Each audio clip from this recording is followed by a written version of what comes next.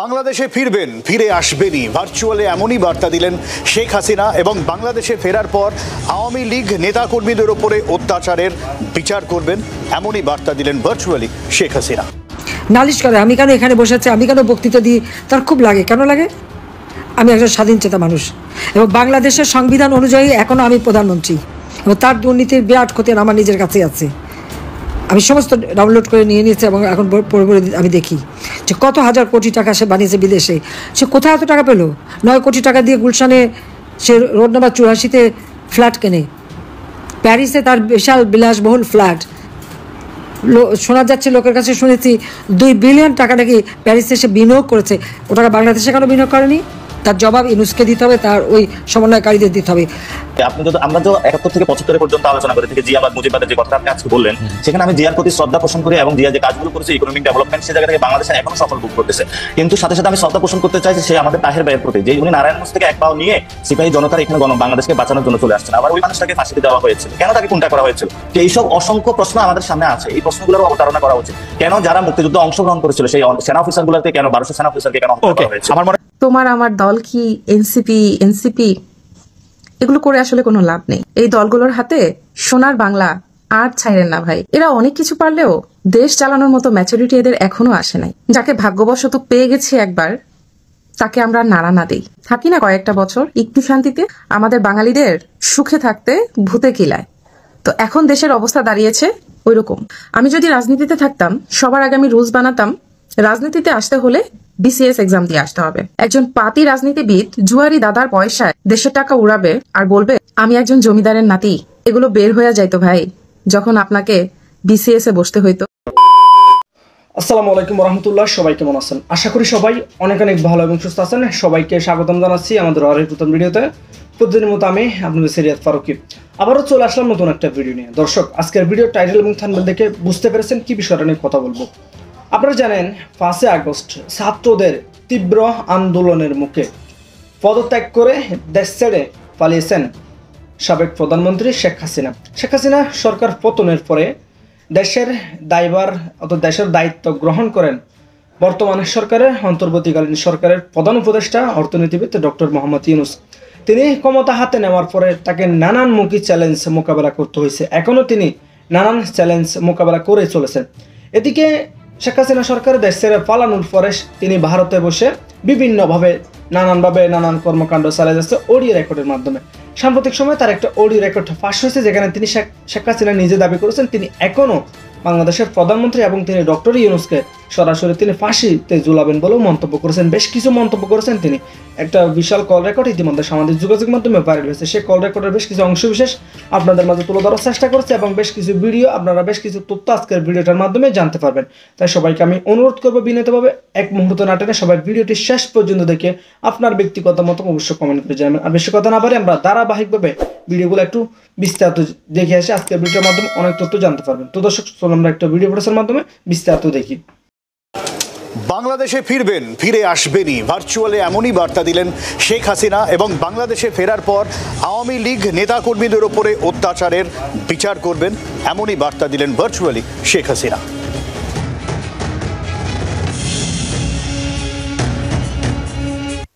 শস্ত্র নিয়ে আক্রমণ করা হলো আমাদের আওয়ামী লীগের নেতাকর্মী, পুলিশ বাহিনী, আনসার, মুক্তিযোদ্ধা, এমনকি সাংবাদিক, সাংস্কৃতিক কর্মী একটা বিভৎস পরিস্থিতির সৃষ্টি করলো। তার এখন আমি যখন আছি এত সময় লাগবে না। আর আমার একটা বিশ্বাস আছে যে আল্লাহ বাঁচায় রেখেছে। এই জন্যই এই যে অন্যায়গুলি যারা করছে তাদের প্রত্যেকের একেবারে নাম ধরে চেহারা দেখে দেখে এদের শাস্তি দেওয়া হবে। এই বাংলাদেশে কোনো সন্ত্রাসের ঠাঁই হবে না। তাদেরকে বিতাড়িত করে দেশের মানুষের জীবনের শান্তি এটা আমরা নিয়ে আসবো। দেশের বর্তমান রাজনীতিতে আমরা গত 7 মাস ধরে দেখতে পাচ্ছি শেখ হাসিনা এবং আওয়ামী লীগকে কার্যত বাংলাদেশের রাজনীতি থেকে সরিয়ে দেওয়ার একটা প্রচেষ্টা চলছে। তদারকি সরকার বাংলাদেশের তার প্রধান ইউনূস যখন আমাদের প্রধানমন্ত্রীকে মিট করে, এখনো আমরা শুনেছি তিনিও নাকি এই শেখ হাসিনার বিবৃতি নিয়ে তিনি অসন্তুষ্ট। এবং এই সরকার, তদারকি সরকার যতদিন আছে, আওয়ামী লীগের ফেরাটা বা শেখ হাসিনার ফেরাটা খুব কিন্তু সুবিধাজনক হবে না। তবে এই সরকারের পরিবর্তন হলে আগামী দিনে আওয়ামী লীগ অবশ্যই বাংলাদেশের রাজনৈতিক প্রক্রিয়ায় আবার ফিরে আসতে পারে। নানামুখী ক্ষমতার কেন্দ্র তৈরি হয়, তাহলে বাংলাদেশের এই সরকার চালানো যে বহুমুখী অসুবিধার মধ্যে ডক্টর ইউনূস এখন পড়তেছেন, তার প্রতি শ্রদ্ধা রেখেই বলতেছি যে নানা রকম ক্ষমতার কেন্দ্র তৈরি হতে, ওই রকম ক্ষমতার কেন্দ্র তৈরি হতে বাংলাদেশের মতো একটা দেশ চালানো কিন্তু আসলে ইটস নট দ্যাট ইজি। এটা আপনি এক ধরনের ইউটিলিটিয়ান চিন্তা ভাবনা, কিন্তু এটা আসলে অনেক বক্তব্য দেওয়ার কারণে, বড় বড় অনেক সাপোর্টার বেস কথা বলার কারণে অনেকের কাছে এগুলো ইউটিলিটিয়ান চিন্তা মনে হয়। কিন্তু আমরা বলতেছি না যে আপনার সবগুলো আপনি 10 জনকে 10টা দিয়ে দেন, আমরা তো এটা বলতেছি না। আপনি ব্যালেন্স অফ পাওয়ার করেন, আপনার জবাবদিহিতার জায়গাটা কোথায়? আপনি সংসদে যখন যাচ্ছেন তখনও জবাবদিহিতা নেই, বিচারালয়ে যাচ্ছেন জবাবদিহিতা নেই। আপনি যখন আপনি আমাকে এক্স্যাক্টলি বলেন তো ডক্টর ইউনূসের জবাবদিহি কার কাছে আছে? আপনার যে সরকারের প্রলং করতেছেন এইটার জবাবদিহি না, এটা আমি স্ট্রংলি বিরোধিতা করি, কারণ আমরা ডক্টর ইউনূসের সরকারকে প্রলঙ্গিত করার কোনো ইচ্ছা আমাদের নাই। ঠিক আগের বক্তব্যে আপনার বক্তব্যের সারাংশই তাই ছিল যে উনি যেভাবে দেশ চালাচ্ছেন, উনি যে উদাহরণগুলি সৃষ্টি করছেন, উনি যেভাবে এটা করছেন, আপনি বলতেছেন না, কিন্তু উনি কার কাছে? উনি ভারতীয় প্রধানমন্ত্রীর সাথে যে দেখা করার জন্য এত ডেসপারেট হয়ে তার সাথে দেখা করলেন, সেইটাই বা উনি কার কাছে জিজ্ঞেস করছেন? চীনে গিয়ে উনি কারে কি বলবেন টলবেন, সেইটাই বা কোথায় আলোচনা করছেন? হ্যাঁ, সেটাই যে আপনি যখন বললেন যে আমার বক্তব্যের সারাংশ আসতেছে যে ডক্টর ইউনূস প্রলঙ্গিত, কিন্তু সেখানে আমি বলছিলাম যে 1000 যারা শহীদ হয়েছিল, আমরা যারা মাঠে লড়াই করেছিলাম, আমরা বলেছিলাম ডেমোক্রেটিক একটা প্রক্রিয়ার মধ্যে দেওয়ার জন্য। ডেমোক্রেটিক প্রক্রিয়ার মধ্যে যখন আমি এই কথাটা বলতেছি, তখন আমরা এই কথার সাথে কিন্তু সাংঘর্ষিক ডক্টর ইউনূসকে প্রলঙ্গিত করা। ফলত আমরা ডক্টর ইউনূস কতদিন থাকবে সেই বিষয় বা প্রলঙ্গিত করা এই বিষয়ের সাথে আমরা একমত নয়। আমরা বলেছি ডেমোক্রেটিক একটা প্রক্রিয়ার মধ্যে যাওয়া, একটা সিস্টেম ডেভেলপ করা, একটা সংস্কার প্রক্রিয়া জায়গা, সেখানে জনগণের কাছে জবাবদিহিতা থাকবে। সেকেন্ড, যে আপনি বললেন যে ইউনূস স্যার হলো, তাহলে সেখানে ইউনূস স্যার যখন আসলেন তখনই কিন্তু মির্জা ফখরুল একটা স্টেটমেন্ট দিয়েছিলেন, বিভিন্ন দল স্টেটমেন্ট ছিল, এটা জনগণের একটি কল্যাণ বয়ে আনবে। এবং যখন চায়নাতে উনি সফর করেছিলেন, সেখানে ইকোনমিক সিচুয়েশন গুলো নিয়ে উনি সবার সাথে আলোচনা করেছেন এবং সবাই সেটা কিন্তু একসাথে হলো তাকে সে আশীর্বাদটা দিয়েছে এবং বলেছে যে আপনি এই কাজটা বাংলাদেশের জন্য ভালো কিছু বয়ে আনবে।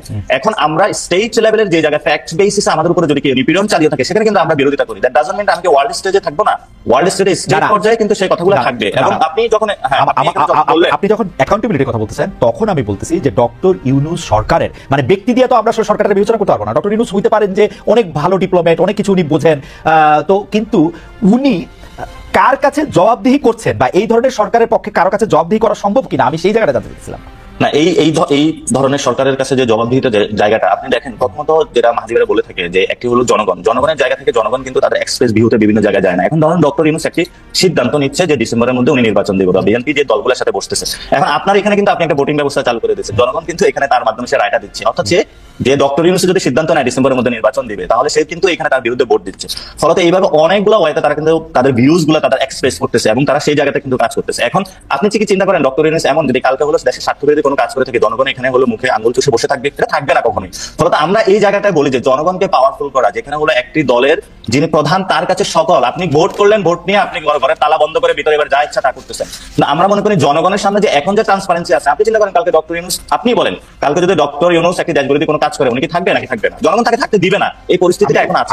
আমরা জানি না যে উনি দেশ বিরোধী কাজ করতেছেন না, ওনার গভর্নমেন্ট সত্য তো গভর্নমেন্ট স্বচ্ছ, সেই জায়গাটায় আমরা বলতেছি ওনার এক এক উপদেষ্টা এক এক রকম করে কথা বলে, মানে আমি ওনার এক এক উপদেষ্টা এক এক রকম করে কথা বলে। ডক্টর ইউনূস মানে স্বাস্থ্য ক্ষেত্রে উনি কি করছে এই জবাবদিহি চাইলে আমি কার কাছে যাবো জবাবদিহি? স্বাস্থ্য উপদেষ্টা আমাদের কাছে কিছু বলে যে উনি কি করতেছে? আমাদেরকে আইন উপদেষ্টা আমাদেরকে নিয়মিত বলে, আইন উপদেষ্টাও কিছু বলে না, স্বাস্থ্য উপদেষ্টাও কিছু বলে না। তাহলে কি সেই ক্ষেত্রে স্বরাষ্ট্র উপদেষ্টাই এমন ভালো? আচ্ছা, তাহলে আপনি বলেন যে ডক্টর ইউনূস কি স্টেট? হ্যাঁ, ডক্টর ইউনূস স্টেট না, স্টেটের যতগুলো অর্গান, এই জন্য তো আমাদের কাছে সংস্কারের প্রশ্নটা আসতেছে, যাতে আমার স্বাস্থ্য সংস্কারটা হয়, যাতে আমার আইনের সংস্কারটা হয়। আমি তো মাহাদির বক্তব্যের সাথে একমত, সেজন্য তো এটা জনগণের ম্যান্ডেট নিয়ে সংস্কারটা করা উচিত না। আপনি কি? না, আমরা তো বলতেছি না যে জনগণের কোনো ম্যান্ডেট হবে না, এখানে জনগণের ম্যান্ডেট ছাড়া যে সরকার হবে এই কথাটা কি আমরা একবার বলেছি? আমি জানি না, আমাকে একবার বলেন লাগে আমার না, এটা মনে হচ্ছে। এবং আপনি যখন বিভিন্ন জায়গায় যারা বট বাহিনী উৎপাদন করে ওই জায়গা থেকে মনে হতে পারে, কিন্তু একবারের পর্যন্ত জনগণ থেকে শুরু করে কোন রাজনৈতিক এনসিপির কোন নেতৃবৃন্দ এই কথাটা একবারও মুখ উচ্চারণ করে, যারা গণঅভ্যুত্থানে ছিল, একবারও এই মুখী শব্দকে গণতন্ত্রের বাইরে কোনো আলোচনা চায় বলে সো ফলে তো আমরা চাই ডেমোক্রেটিক প্রসেসে দ্রুত যাওয়ার জন্য, কিন্তু ডেমোক্রেটিক প্রসেসে যাওয়ার জন্য যে মানুষগুলো জীবন দিল, তারা যেই মানুষের জীবনের মূল্যটা যে আমরা একটা নতুন বাংলাদেশ চাই, নতুন বাংলাদেশে যেখানে আমি নিগৃহীত হব না, নির্যাতিত হবে না, সেই জায়গাটা আমাদের কনফার্ম করতে চাচ্ছি। এখন আপনারা যদি পুরো বাংলাদেশকে শুধু এনসিপি এবং বিএনপি দিয়ে যাচাই করার চেষ্টা করেন, সেটাও একটা জায়গা আমি মনে করি না ঠিক হবে।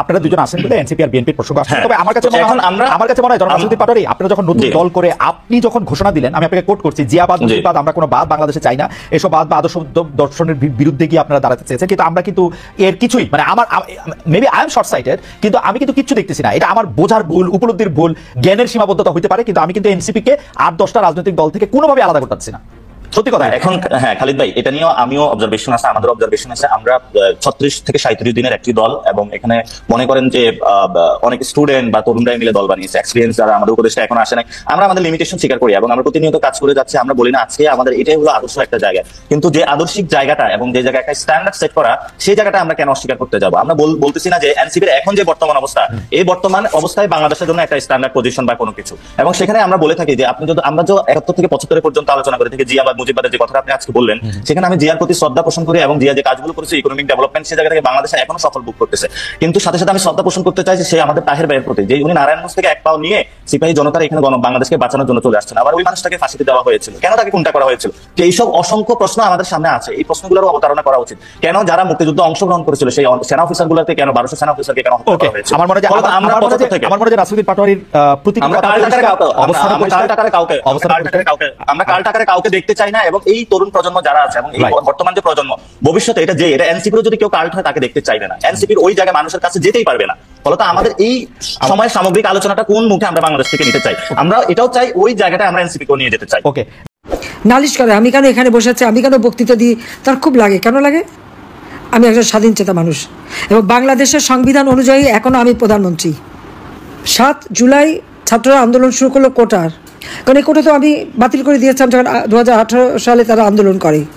হাইকোর্ট একটা রায় দিয়েছে, সঙ্গে সঙ্গে সরকারের পক্ষ থেকে, আমাদের পক্ষ থেকে আমরা হাইকোর্টে সেটা আপিল করে স্থগিত করে দিই।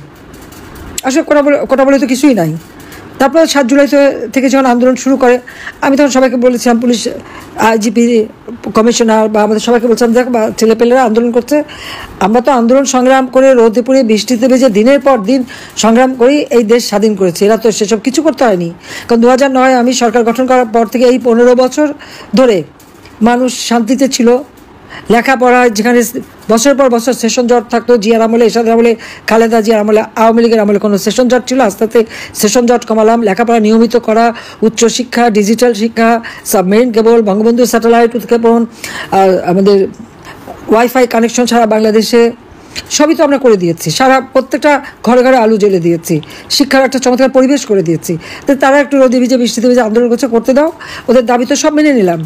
সেই আন্দোলন তারা শুরু করলো, আমরা সব দাবি মানলাম। তখন আসলে 1 দফা দাবি, ইউনূস ট্যাক্স ফাঁকি দেয়, 1100 কোটি টাকার উপর তার কাছে ট্যাক্স পাওনা, 666 কোটি টাকার মামলা হলো।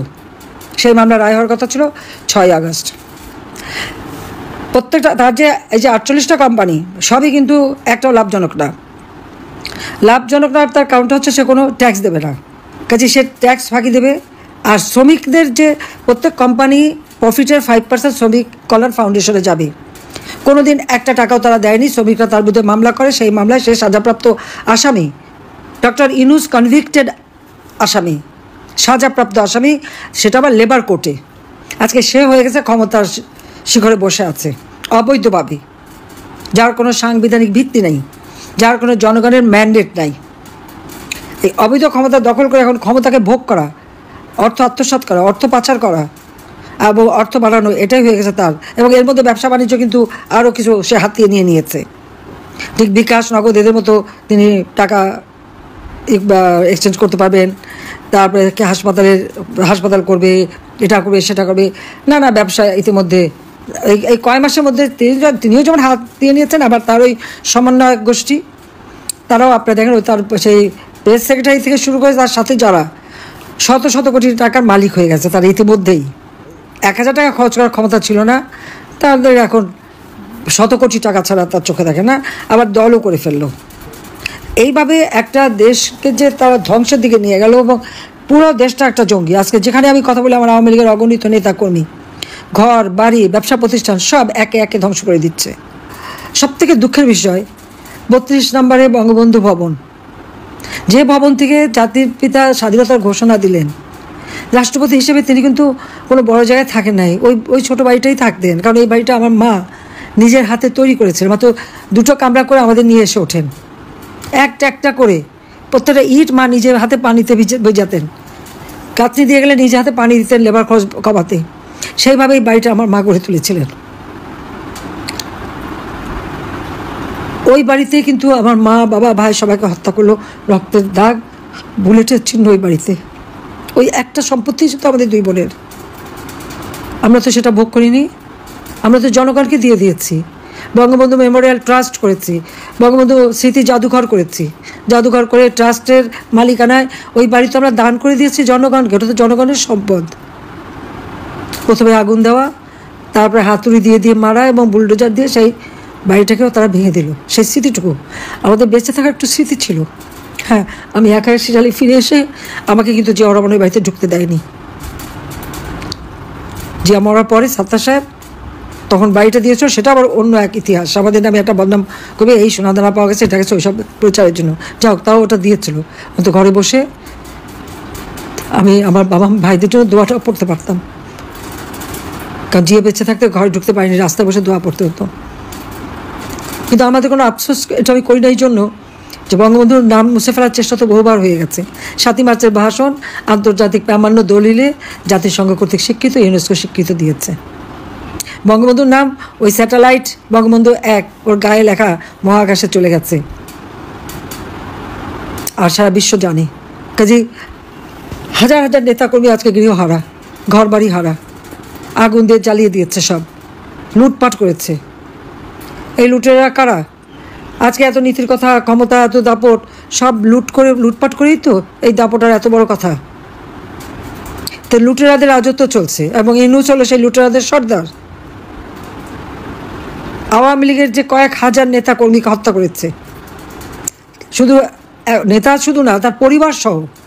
ছেলেকে পায়নি, মাকে নামাজ পড়া অবস্থায় মার মাথায় আঘাত করে মাকে মেরেছে, মা চাচি একসাথে থেকে তাদের পুড়িয়ে মেরেছে, বাবাকে ধরে মেরেছে, অসুস্থ বাবার গায়ে হাত তুলেছে, অপমান করেছে। আওয়ামী লীগের নেতাকর্মীরা 32 সময় পুল দিতে গেছে, এমনভাবে তাদের বেজ্জুতি করেছে এবং অত্যাচার করেছে যে পরবর্তীতে তাদের মৃত্যুবরণ করেছে। এই কারাগারে, বগুড়া কারাগার, সব কারাগারই তো প্রায় 11 জন তার জেল হত্যা করেছে। আর এমন কালকে আমি কদিন সমস্ত জেলা যেখানে কথা বলছি, একই চিত্র। আওয়ামী লীগের নেতাকর্মীদের ঘর বাড়ি জ্বালানো প্রাণো, সকলের বিরুদ্ধে মামলা, আর হত্যা মামলার তো সীমাই নাই। ডক্টর ইউনূস আমার বিরুদ্ধে 288টা মামলা দিয়েছে এবং গোটা আওয়ামী লীগের যত নেতাকর্মী, আমাদের 14 দলীয় নেতাকর্মী মিলিয়ে না হলেও 60 থেকে 70 হাজার মামলা সে দিয়েছে। এবং এজাহারভুক্ত আসামি, আর তার সাথে যদি আমরা অজ্ঞাতনামা ধরি, না হলে 5 লাখ লোকের আসামি করেছে। এখন ইউনূসের নাম আমার মানে গিনিস বুক অফ রেকর্ডে দিলে সে নামটা উঠবে, কারণ কোনো শাসক এত দ্রুত সময় এত মামলা দেওয়া, এত মানুষ হত্যা করা, প্রায় 3000 মতো পুলিশ হত্যা, আমাদের প্রায় 3-4 হাজার আওয়ামী লীগ নেতাকর্মী তাদেরকে হত্যা করেছে, আহত করেছে, এতিম করেছে বা সন্তানহারা করেছে। সংখ্যালঘু সম্প্রদায় সব থেকে বেশি তাদের উপরে অত্যাচার, হিন্দুদের বাড়ি বাড়ি যে আক্রমণ, মেয়েদেরকে রেপ করা, তাদের বাড়িঘর থেকে লুটপাট করা এবং আগুন দিয়ে পুড়িয়ে দেওয়া, খ্রিস্টানদের মন্দিরগুলি ভেঙে দেওয়া, খ্রিস্টানদের গির্জা 11টা গির্জা তারা আক্রমণ করে ভেঙে দিয়েছে, বুদ্ধিস্টদের মঠ ভেঙে দিয়েছে, আগুন দিয়েছে এবং তাদের উপরে হামলা।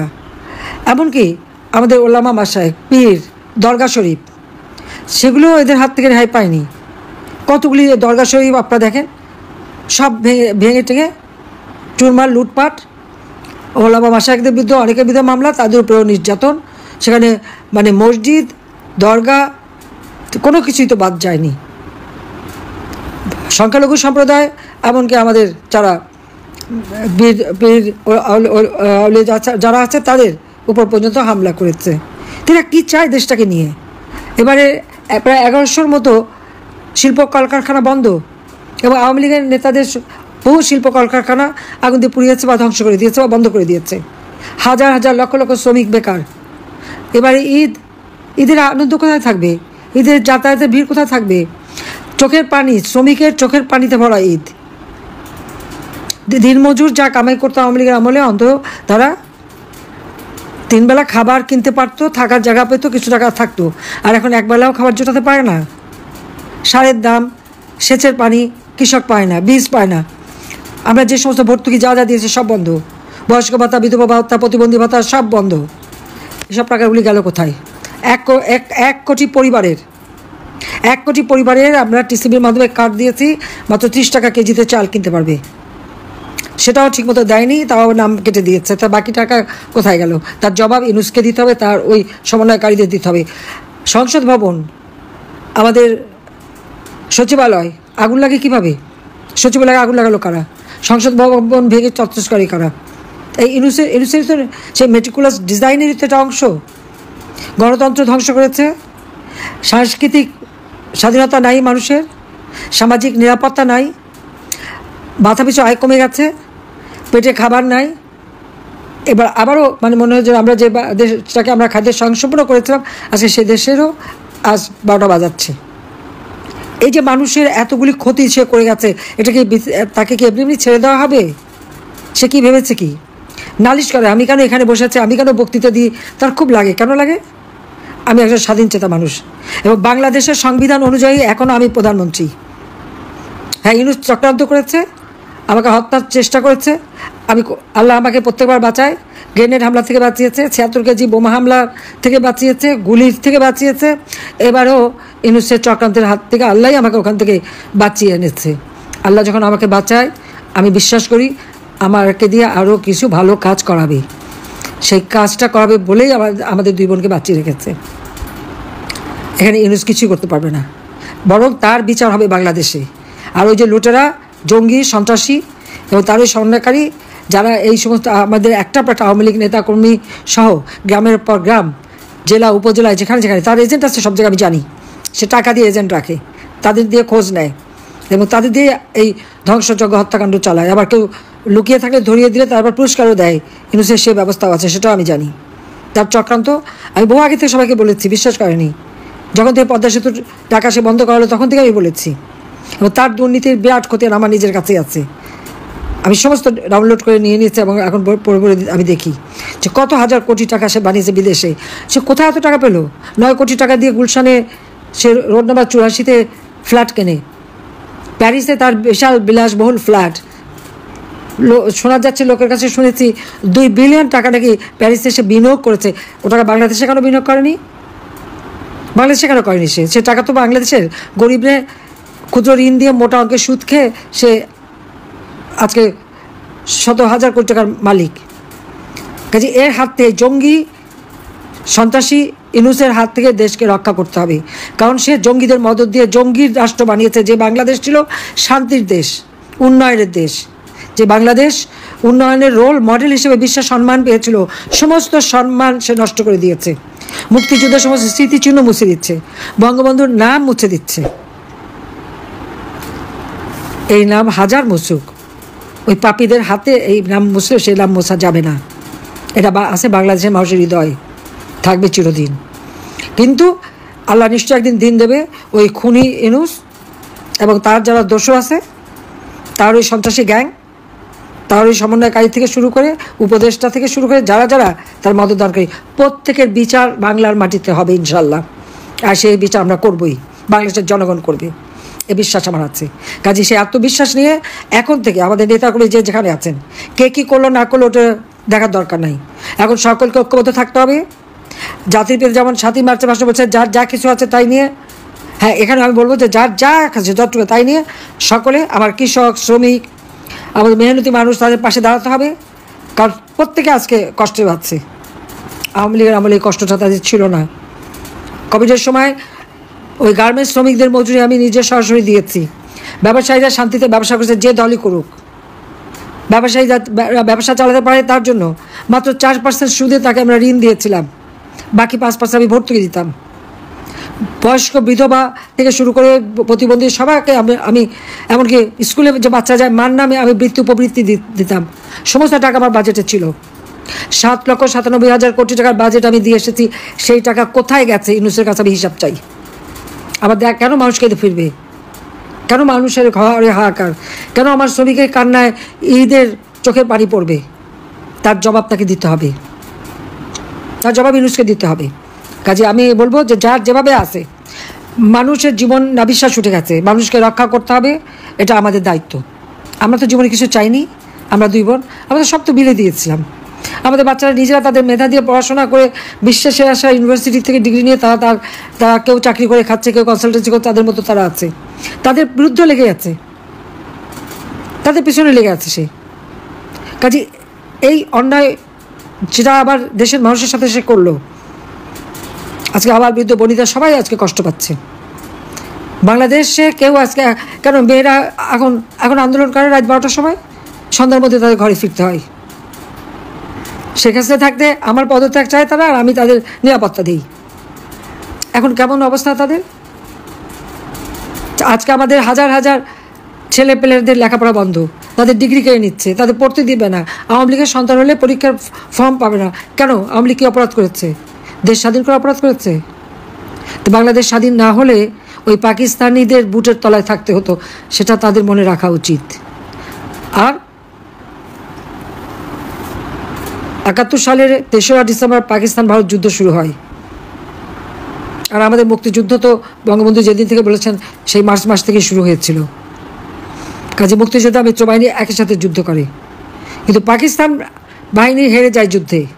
আজকে যদি আওয়ামী লীগের নাম মুছে যায়, বঙ্গবন্ধুর নাম মুছে যায়, মুক্তিযুদ্ধের সব স্মৃতি মুছে ফেলে, অবশিষ্ট কি থাকে একবার ভেবে দেখুন তো।